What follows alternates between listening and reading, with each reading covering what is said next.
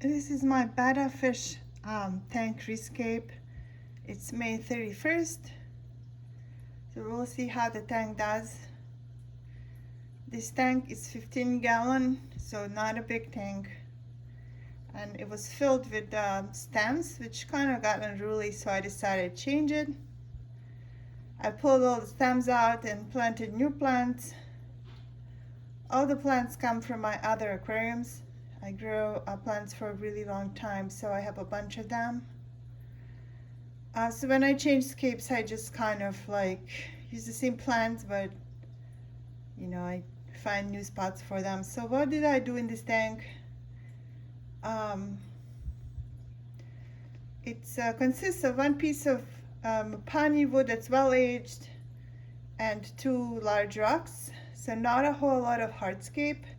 It has a really deep aqua soil bed, and that's because it had aqua soil, but when I pulled those stems up, it kind of took a bunch of aqua soil off with it. So I added a little bit more aqua soil. I do like a deep bed. It's much better for plants. I like how the tank is already purling. It's only a second day since I set it up. You see the purling action. Monte Carlo in the front, I grew that out. I bought a few portions a few months back, and it was winter time. They kind of were shot when they came in the mail. They were all yellow, and I really didn't think I'm gonna save them, but I put them in a grow out tank, and they did grow. Now they've been pulled and replanted here, but all the Monte Carlo is healthy, so we'll cover that front very easily. On the left side here, I have alocaris. It's aquarium grass. This plant, it came from my other tank that I also rescaped. It grows about 5-6 inches. It does need to be cut down, so no mowing required. It was one big mass I took from the other tank, and they're really a pain to kind of create little plugs, but I did.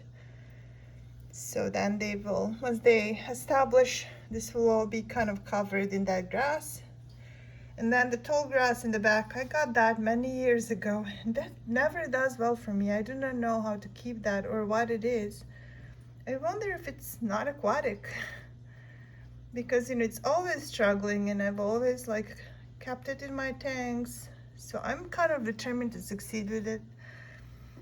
It doesn't really develop a big root system, but it has this kind of pointy, I don't know if that's some kind of a grass, but I don't know what that is. And then these red stems in the back, the spiky ones, that's Rotella SP Red. That is a little bit more rare stem, not so common. You can expect to pay $5 to $10 per stem if you find it. And then I have some purple bacopa here in this corner. Oops, sorry, Betty. I made a shadow and scared them. Here, this is a purple bacopa. Bacopa is an easy plant, but it also comes in this purple pink tone. In the middle, we have Alternatera.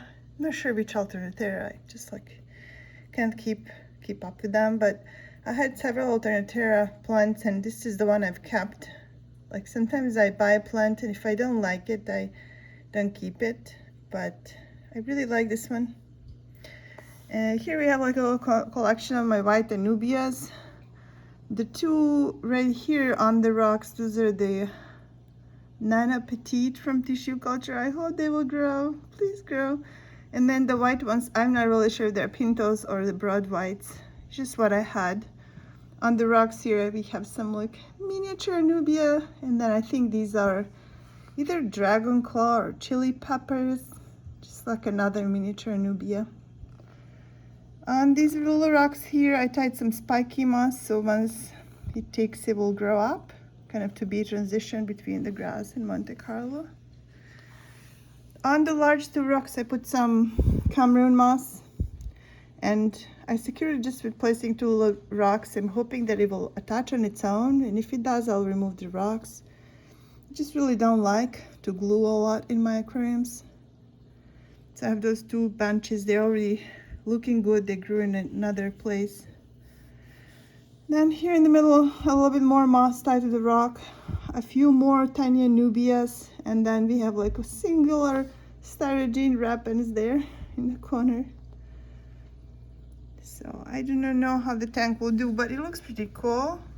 Hello. I didn't name him. I always buy Bettas because I feel sorry for them. Like, you know, he was in one of those little cups.